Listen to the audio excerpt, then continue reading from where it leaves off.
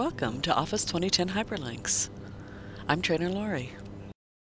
So what are hyperlinks? Well, obviously it's an easy way to navigate throughout the document, the program, the network, the internet. You're familiar with the traditional, the blue and underlined, but we'll also talk about stealth, for example, headings and bookmarks and name ranges, and also even pictures. How can you make pictures hyperlink to something else? First, you must find and copy the links. So before we ever create the link, we have to know where it's going to link to. So we've got to find it. For example, it may be a document name. Well, let's look in Explorer if I'm going to link it from a shared drive. So this is not Internet Explorer, but this is Windows Explorer. It's the one right next to your Start button, that file folder, and that opens up where you can see all your different files.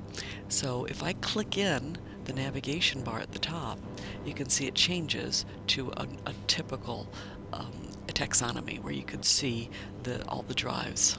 So that's one way to copy it.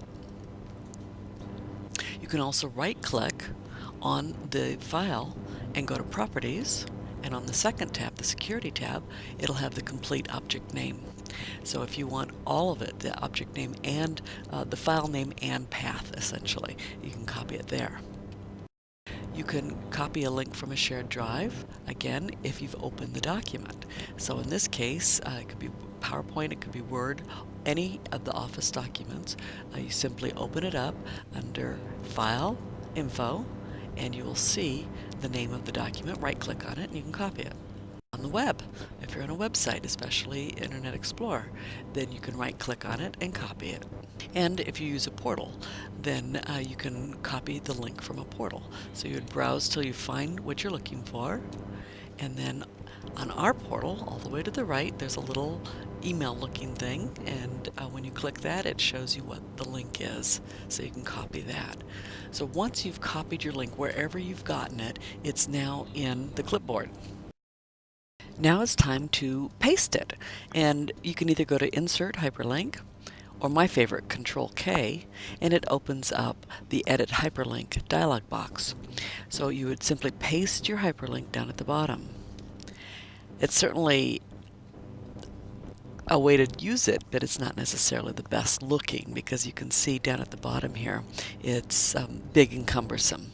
If you'd rather have it look something like that, instead, you simply write up here in Text to Display, so you can make the text whatever you want, even though the true hyperlink is down below.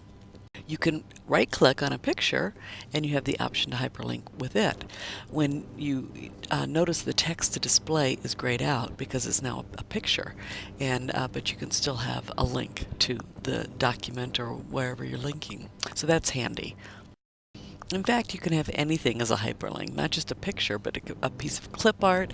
This is a piece of art that you've drawn. All kinds of options. Charts.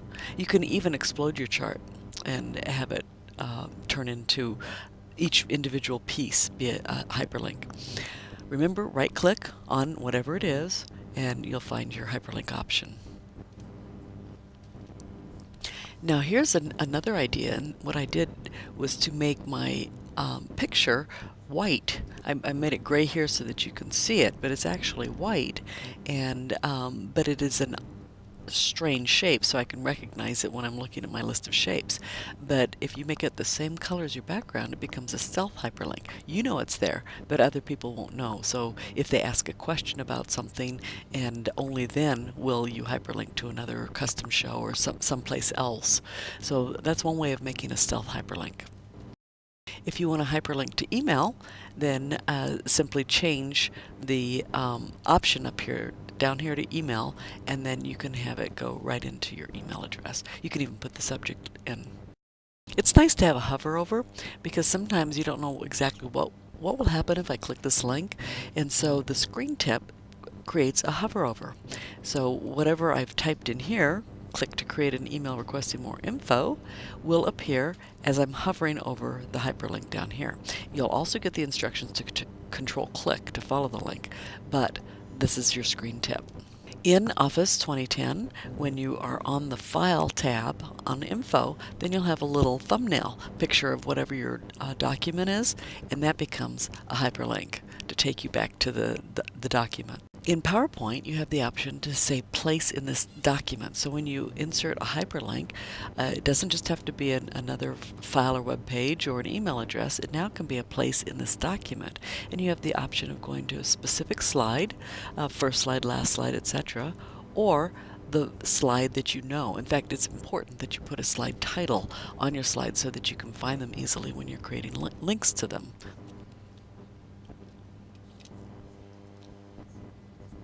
Now, if you created your own custom show, which is an option at the very bottom, you can choose to show the custom show and then return right back to this slide again. Action buttons. You can see that these three boxes, they're just text boxes, but I've actually made them links, and so those will go to specific areas in the presentation. But this is an action button, and that will go to the next slide. An action button is found under Insert Shapes. So if you go to your shapes, it's at the very bottom, and this is the ones that are already built in. So you can see next slide, last slide, a home slide. You choose what the home slide is, an info slide, returns back to wherever you were. For example, if you go to a custom slideshow, you can have return on there and have it come right back to the original slideshow, a movie, etc. So these buttons will go to those places by default. When you create it, it opens up immediately into Action Settings, and so you can choose where you want it to go to. Now, I think it's important when you have a button like this to make it look three-dimensional so that people know when they click it, and that's a function of formatting, which we cover in other classes. If you forget to set an action, or if you want to change an action after you've already created it, then it's on the button next to Hyperlink. You click which button it is, and then go to Action, and that will get you back into Action Settings. Now you can hyperlink not only to the places that are automatically in there, but you can choose your own. For example, you can say what slide you want to go to, and it will show all the slides. Again, it's important to have a slide title. Even if you don't want to show it on the slide itself, you can make it the same color as the background, or you can hide it under a picture. But if it doesn't have a slide title, then PowerPoint will simply say slide 17. For example, and you won't know exactly what it is unless you actually click it, and then you can see a thumbnail of it. In Word, we have another option in Hyperlink, and that is to go to a bookmark, to hyperlink to a bookmark. Now, first you have to create the bookmark before you can actually hyperlink to it. And if you want to create the bookmark, it's under the Bookmark tab. But see, this is not only headings, but bookmarks. So after the headings, you'll see all your bookmarks. So a bookmark, because it's code, you cannot put a space in the name. Okay, it's just like in Excel. If you name a range, you can't put spaces in it. And but you simply highlight where you want the bookmark to appear, give it a name, add it, and then you'll have this ability to hyperlink between them. Another option is by using headings. So you need to be able to create headings before you can create hyperlinks to them. And headings are found under Styles. And so you'll want to go through and set your headings throughout the document. Again, highlight the text and then click Headings, and it will put headings down, and so you can go from heading to heading for your hyperlinks. Another option, again, if you have headings, is the cross-reference, and this creates a link as well. So for example, I have text here that I want to be able to cross-reference to another portion of the document. That's a cross-reference. So it will reference back, in this case, to a heading. There's also bookmark and some other options as well in here. But in this case, if we use a heading, you can hyperlink between parts of a document, and it will let you know it's a hyperlink with the screen tab. When you use a table of contents, and again, you've got to create headings first, the table of contents is instant, and I have another class on that one. But once you've created the table of contents, all you have to do is Control-click on the table of contents, and it will take you to the page. Very handy. Another great option in Word is the navigation pane. You have to turn it on. You'll see it under View, Navigation Pane, and as long as you have headings in there, they will show up on the side. And then these will be hyperlinks, and so I can move easily around my document, especially if you have a long document. Anything over 8 pages should definitely have headings, and then you can have hyperlinks in there. Sometimes people don't want the hyperlink to show. It's going to be electronic, but I don't want it to be blue and underlined. I only want it to show up if somebody actually hovers over it and their cursor turns into a hand, and then they'll know that it is a hyperlink. If you do that, you could remove the hyperlink. Well, okay, that will turn it back into black text again, but that defeats the purpose. It removes the hyperlink. That's not exactly what we want. So instead, what we're going to do is go into our font dialog box, and that's by clicking in that little box, opens up the font dialog box, and we can say I want the font color to be black and no underline style, and that will change it back to a stealth hyperlink, so it becomes black instead of blue and underline, but it will still be a hyperlink. In Excel, if you want a stealth hyperlink, you have something what I think is a little bit easier option, and that is, again, to come into our format cells. We would do this. I like to hit Ctrl 1. That's the easiest way for me to get into format cells. And under the font tab, we have the option for normal font. And even though it's a hyperlink, it still looks like normal font, and I will see it when I hover over it. I can see the actual hyperlink. In Excel, you have multiple options for placing this document as well, just like in PowerPoint.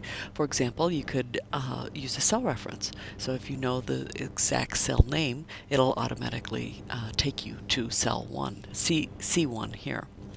Or a place in the document, you can see these are names of the worksheets. So if you've named your worksheet, you can choose which worksheet it goes to. Or if you have defined a name for either a cell or an entire range, and this is our name box, this is a good place to name it, then you'll see those as well. Lots of options in Excel. Now your formula bar creates hyperlinks. For example, this is a hyperlink to F2, even though it's way over here in M1. It's a hyperlink just simply by putting in equal and then the cell name. So in a way, this is a hyperlink, just probably different from what you're thinking. And this would be a hyperlink with a another worksheet. And you can see that exclamation point, also known as a bang notation, separates the name of the worksheet and the name of the cell. In this one, you can see that it will hyperlink me to another workbook, and this is a workbook because it's in square brackets, and then the worksheet name separated with the cell by that bang. So this will take you to an entirely different workbook. Also, if you have links to other workbooks in there, you might need to edit them sometimes, and you might even want to go through the Trust Center. That's another topic for discussion. But right now we're going to look at editing links to the files. And so if your Excel file does have links in it to other worksheets, other workbooks, then you're going to go to File Info, Edit Links for Files, and then you can choose which workbook it's linking to, and you can choose to update it or even break the link if you need to.